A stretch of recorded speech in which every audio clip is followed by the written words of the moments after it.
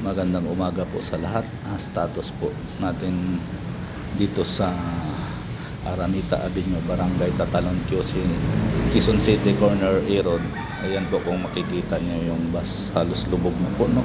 Nakalahati na dahil sa taas ng tubig dito, dahil sa napakalakas ng ulan. Kung mapapansin nyo, kalmado naman po siya, wala naman siya kaso nga lang taas lang po talaga ng tubig at saka mabagal bumaba yung tubig. Yan po mga kababayan. Sana po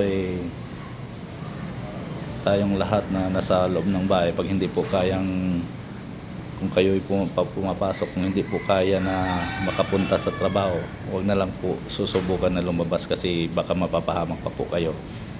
Ito na lang po ngayon yung makikita natin, ay update na lang po to sa labas ng bahay para kung kita nyo wag nyo na po talaga subukan.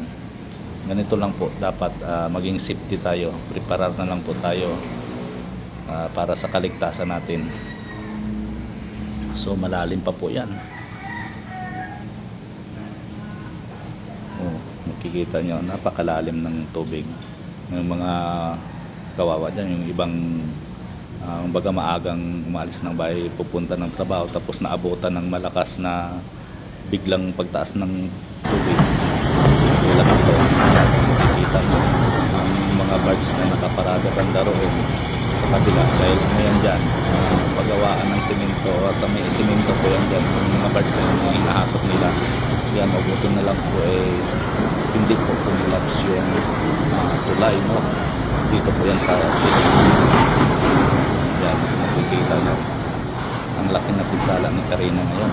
Kahit sabihin natin na ulan lang, pero napakalaking pinsala sa atin dito sa kababayan natin dito sa Metro Manila. Yan, mabuti na lang po yung tulay na ito ay hindi kumulaps, kahit paano matibay po talaga siya.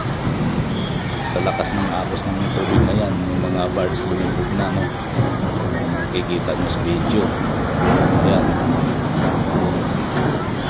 Kaano yan, malaking kawalan sa may-ari yan.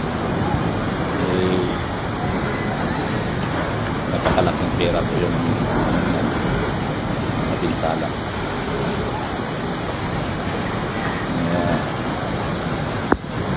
Ito, update na po natin itong mga pangyayari dito. Hindi po lahat natin mag-cover dahil po ay iba-ibang lugar po ito. Makikita lang po natin na madadaanan. Ito lang po yung ating magwanan ng video. So ito na para po naman magkaroon ng ideya o makikita ng sambayan ng Pilipino o kahit sa ang bansa man kayo naroroon, makikita nyo po yung nangyayari dito. So ito naman po, no, buti napakatibay po ng tulay natin, hindi siya basta-basta na bumigay. Ano, sa lakas ng agos ng tubig na yan, mabuti na lang po walang taong pinsala, gamit lang yan. Pero nyo yan dito naman po sa ibang lugar. Ito po nakikita po si kuya, ano naman si kuya, ito ay na po na kuryente, siguro may naputol na dito.